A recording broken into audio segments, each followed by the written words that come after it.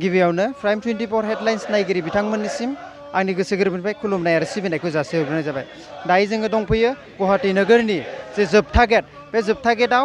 खौसेथि बर' सुबुं आफादनि 3 घन्टायारि खुद्रिनाय जिरायनाय हाबाफारि, बे हाबाफारिनि सोमोन्दै जों मिथिना लानि खौसेथि बर' सुबुं आफादनि गाहाय नेहाथारिनिफ्राय। खौसेथि बर' सुबुं आफादा दिनै गुवाहाटीनि दिसपुर लास्ट गेटआव फैनांगौ जाहोना बेनो, आसाम सरकार दैदेननाय जानि बिजेपि दलजों थाफानाय गासै राजनैतिक दलनि दैदेनगिरि बिथांमोना खोथा होनाय बादि थांनाय एमएलए इलेक्शननि आगोलाव, एमपि इलेक्शननि आगोलाव गावसोर जा खोथा होनाय माने बिटिसिनि बाहेरायाव थानाय 10 लाखनिख्रुइ बुरजा बर'फोरनो जा खोथा होबोनाय जे जोङो पावाराव फैबा, एमपि इलेक्शनाव देरहाबा, एमएलए इलेक्शननि गेजेरजों जोङो जुदि दिसपुराव क्षमतायाव फैयो, अब्ला जोङो नोंथांमोननो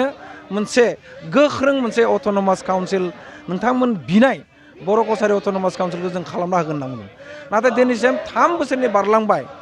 बारलांबाय बिथांमोना खोथा होनाया, जायनि थाखाय थांनाय 20 अक्ट'बर आरो 8 नभेम्बर खालि जोंनि खौसेथि बर' सुबुं आफादनि जानाखि मिटिं, बे मिटिङाव जोङो आन्दलननि हाबाफारि लानांगौ बाध्य जादों, जों घोषणा खालामदों। आरो बे आन्दलन हाबाफारिया दिनैसिम, दिनै 4 नभेम्बर, बे 4 नभेम्बरनि आगोलसिम बिथांमोना जथेस्थ' सम मोन्दोंमोन, सम मोनसेयावबो बिथांमोना खालामाखै आरो अफिसनि जानाखि प्रक्रिया प्रसेस बिथांमोना आवगाय होआखै। ओंखायनो जोङो दिसपुर लास्ट गेटआव आरोबाव फैफिननानै दिनै जोङो खावलायफिनदों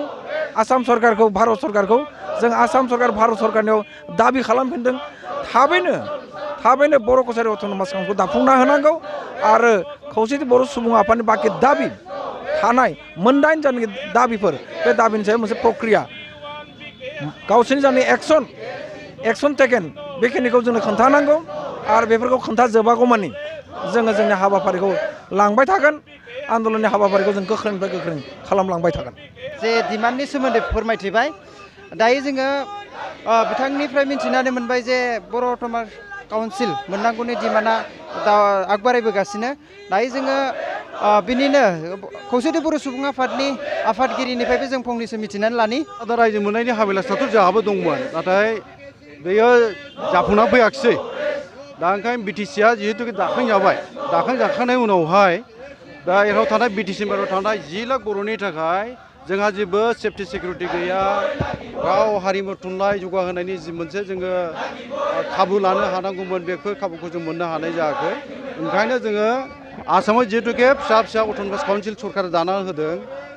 ओंखायनो जोंबो जोंनि सुबुं अनजिमाखौ बेस खालामनानै आरो जिहेतुके सेटेलाइट कनसेप्टआवनो अट'नमास काउन्सिलखौ दाना होनाय जायो। ओंखायनो 27 जिल्लायाव बर'फ्राबो सेक्रेटारि हिसाबै दङ। बे हिसाबै जोङो सेटेलाइट कनसेप्टआवनो बर' कसारि अट'नमास दाबिखौ 2015 मायथाइनिफ्राय जोङो जोनोमनिफ्रायनो बुंनो थाङोबा दाबिबोबाय आरोखि। दा बावहाय गोबां इलेक्सन थांबाय, बे इलेक्सनफ्राव जोंनो खोथा होनाय बायदियै सरकारा लकसभा इलेक्सनानो जा, बिधान सभा इलेक्सनानो जा, जोंनो गोबां बाथ्रा होबाय, नाथाय बाथ्रा होनायजों मावफुंनायजों फाराग जों नुबाय, जायनि जाहोनाव जोङो आन्दलननि हाबाफारि लानो गोनां जाबाय। दिनैनि हाबाफारियाबो बे मोनसे, बे जाहोनाव जों लानो गोनां जादों। दा जों खावलायनो लुबैदों जे आसामनि मोजां चिफ मिनिस्टार सर्बानन्द सन'वालखौ जोङो गोसोखांहोनो लुबैदों, डक्टर हिमन्त बिश्व शर्मा, जोंनि बिटिसिनि चिफ हाग्रामा महिलारि बिथांमोनखौ जोङो गोसोखांहोनो लुबैदों, बा जों बुंगोन दिनैहाय बे धरनानि गेजेरजोंहाय जे बिथांमोना थाबैनो जोंनि बर' कसारि अट'नमास काउन्सिलखौ सुफुंना होनांगौ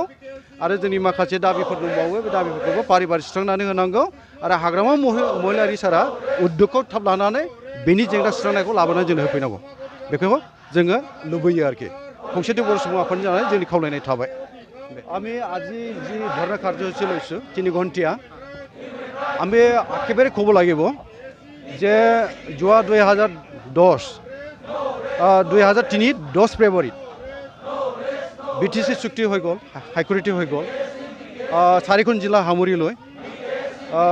কক্ৰাঝাৰ, চিৰাং, বাক্সা আৰু ওদালগুৰি। কিন্তু বড়োসকলে আজিৰ দিনত বিটিচি বাহিৰৰ 21খন জিলাত 10 লক্ষাধিক বড়ো মানে পপুলেশ্যন আছে। আৰু অসমত এটা সময়ত কংগ্ৰেছ চৰকাৰে সৰু সৰু চেটেলাইট কনচেপ্টত অট'নমাছ কাউন্সিল ক্ৰিয়েশ্যন কৰি দিছে। আমিও এইটো লক্ষ্য কৰিছোঁ যে আমিও বদলাইন বিচাৰিছিলোঁ সন্তুষ্ট চৰিয়া প্ৰপ'জ এৰিয়া আছিল কিন্তু বাস্তৱত এইটো হয় মানে নাহিলে সেইকাৰণে আজি আমিও আমাৰ পপুলেশ্যন যিটো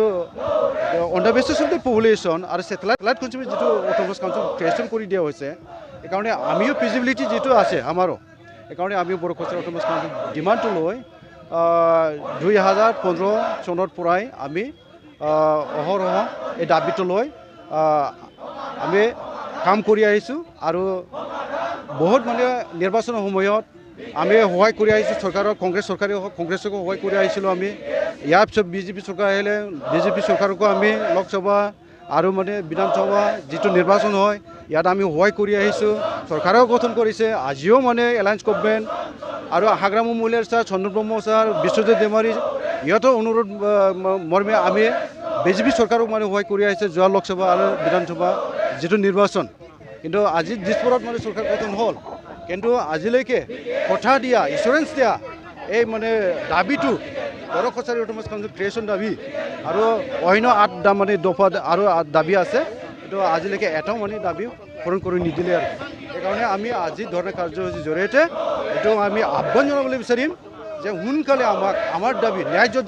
ন্যায্য প্ৰাপ্য তো অতি সোনকালে আমাক সমাধান কৰি দিব লাগে এইটোকে আমি বিচাৰিছোঁ बे हाबाफारियावनो तामुलपुर समस्तिनि बिथां एमएलए दंफैयो बिथांनिफ्रायबो जों एसे मिथिना लानि बे दाबिया गोबाव समनि दाबि बेखौ जों समर्थन खालामो जों दल हिसाबै बिपिएफ हिसाबै जों समर्थन खालामो जे बे समस्याखौ समाधान जानायखौ जों लुबैयो आरो सरकारा थांनाय बिधान सभानि जि एसेम्बलि सिटिं जादोंमोन बे टाइमाव जा फाइनेन्स मिनिस्टारा बे बड़ो कसारी अट'नमास काउन्सिल दाना होनायनिबो खोथा होदोंमोन गतिके दा दिनै हाउसआव गाबोनो जिहेतु जा आसामनि अनुसूचित जाति जनजातिफोरनि सायाव मोनसे डिसकासन दं आरो बे डिसकासनाव बे आयदाखौ गाबोनो हाउसआव लाबोनो हागोन होननानै जों सानो बेखौ गभर्नमेन्टआ दृष्टिगोचर खालामगोन गाबोन जिखिनि डिभाइस दङ डिभाइसनि गेजेरजों जोङो बेखौ जोङो हाउसआव लाबोनो सेस्था लागोन गतिके समाधान जानायखौ जों लुबैयो गोलाव समनि जिहेतु बे मोनसे समस्या गतिके बेखिनियानो बे हाबाफारियावनो बर'मानि जे एमएलए बिथाङाबो बे हाबाफारियाव बाहागो लाफैदों मनेश्वर ब्रह्म बिथाङा बिथांनिफ्रायबो बे हाबाफारिनि सोमोन्दै जों एसे मिथिनानै लानि जोंहा इउबिपिअनि दैदेननायाव जितु आसामनि खना खनला थानाय बर' माहारि बिटिसिनि बाहेराव जिखिनि दङ बेखौ लानानै जिखिनि अट'नमास काउन्सिलनि दाबि होबोदों बेवहाय जोंनि बिपिएफ हानजानिफ्राय एमएलएआनो जा जोंहा चिफ बिथाङानो जा पार्टिनिफ्राय हम जोंनि मन्त्रि बिथांमोननिफ्राय हम पूर्ण समर्थन दङ आरो बेखौ जाफुंहोनो थाखाय जोंनि